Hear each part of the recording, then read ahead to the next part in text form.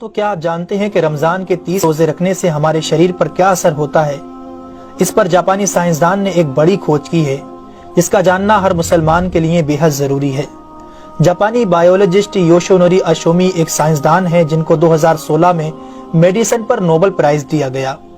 ان سے جب پوچھا گیا کہ آپ نے کون سی ایسی چیز بنائی ہے جس کی بنا پر آپ کو دنیا کا سب سے بڑا انعام نوبل پرائز دیا جا رہا ہے، تو انہوں نے کہا تھا کہ میں نے کینسر کی ممکنہ دوا کھوج لی ہے، اور اس بات پر دنیا نے بڑے پر انداز میں ان کی کاوش کو سراہا اور مبارکباد دی گئی۔ اس کے بعد ڈاکٹر یوشینوری اشومی نے کہا کہ میں نے کینسر کی دوا نہیں بلکہ کینسر سے بچاؤ کا حل تلاش کر لیا ہے۔ تو لوگوں نے ان سے پوچھا کہ بتائیے ایسا کیا کیا جائے کہ کینسر جیسے خطرناک مرض سے بچا جا سکے؟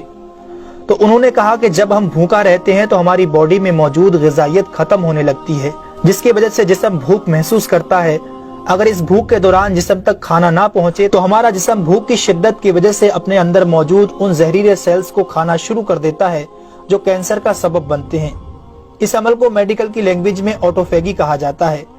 اگر آپ چاہتے ہیں کہ آپ کا جسم ایسے بیمار سیل سے پاک ہو تو آپ کو بھوکا رہنا چاہیے۔ جب ایسے سیلز مرنا شروع کر دیتے ہیں تو کینسر کا پرسنٹیج کم ہو جاتا ہے۔ اس کے بعد جاپانی سائنسدان سے پوچھا گیا کہ انسان کو سال بھر میں کتنے دن بھوکا رہنا چاہیے کہ اس میں کینسر نہ پایا جائے؟ تو انہوں نے کہا کہ اگر 20 سے 25 دن کم سے کم اور 9 سے 10 گھنٹے بھوکا رہا جائے تو اس کی باڈی ایسے تمام زہریلے سیلز کو کھا جائے گی اور اس میں کینسر نہیں ہوگا۔ اے میرے پیارے رب کریم، آج ہمیں سمجھ آیا کہ مومن پر روزے کیوں فرض کیے گئے، اور آج مجھے اس احادیث پاک کی بھی سمجھ آ گئی جس میں آپ صلی اللہ علیہ وسلم نے فرمایا کہ ہر شے کی زکوٰۃ ہے اور جسم کی زکوٰۃ روزہ ہے۔ سبحان اللہ! میں قربان جاؤں ایسے سچے دین پر جس نے عبادت کے اندر بھی بیماریوں کا علاج رکھا ہے۔ دوستو، اسلام وہ دین فطرت ہے جو زندگی کے ہر شعبے میں راہ اعتدال کی تعلیم دیتا ہے۔ اس لیے آج نہ صرف مغرب میں زیادہ کھانے کو ناپسند کیا جاتا ہے بلکہ اسے انسانی صحت کے لیے بھی نقصان دہ سمجھا جاتا ہے۔ اللہ تعالیٰ نے اپنے پیارے محبوب حضرت محمد صلی اللہ علیہ وسلم پر وحی نازل فرمائی، کھاؤ پیو اور حد سے نہ بڑھو، بے شک وہ حد سے بڑھنے والوں کو پسند نہیں فرماتا۔ اس کے علاوہ حضرت ابو ہریرہ رضی اللہ تعالیٰ عنہ سے روایت ہے کہ رسول اکرم صلی اللہ علیہ وسلم نے ارشاد فرمایا، کھاؤ پیو اور پہنو اور خیرات کرو بغیر فضول خرچی اور تکبر کیے۔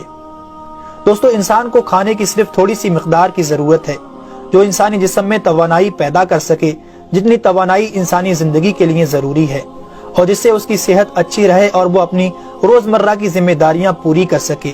انسانی جسم کو جتنا کھانے کی ضرورت ہے اس سے زیادہ جسم میں داخل ہونے والا کھانا چربی بن جاتا ہے، جس کی وجہ سے انسان کا جسم بڑھ جاتا ہے، اس کی رفتار سست ہو جاتی ہے اور وہ بہت زیادہ تھکن محسوس کرنے لگتا ہے۔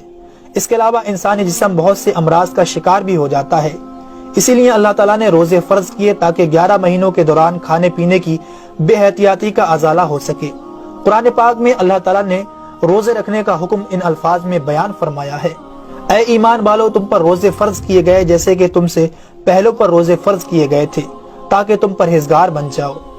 دوستو، قرآن مجید میں بیمار اور مسافر کے لیے روزے مؤخر کرنے اور جو روزہ نہ رکھ سکے ان کے لیے فدیہ ادا کرنے کا حکم دیا ہے۔ اس کے بعد روزہ رکھنے کی حکمت ان الفاظ میں بیان فرمائی، اور تمہارے لیے روزہ رکھنا ہی بہتر ہے اگر تم جانتے ہو۔ دراصل یہاں یہ بتایا گیا ہے کہ اگر تم موجودہ علم کو سمجھتے ہو تو تمہارے لیے بہتر یہی ہے کہ تم روزے رکھو، کیونکہ روزہ اپنے اندر بے شمار روحانی، نفسیاتی اور طبی فائدوں کو رکھتا ہے۔ روزے کی طبی افادیت کی طرف نہایت مختصر مگر جامع اشارہ نبی اکرم صلی اللہ علیہ وسلم نے ان الفاظوں میں بیان فرمایا، روزے رکھو اور تندرست ہو جاؤ۔ اللہ رب العالمین ہم سب کو اس مہینے میں زیادہ سے زیادہ نیکیاں کرنے اور سارے روزے رکھنے کی توفیق عطا فرمائے، آمین ثم آمین۔ تو کیا آپ جانتے ہیں کہ رمضان کے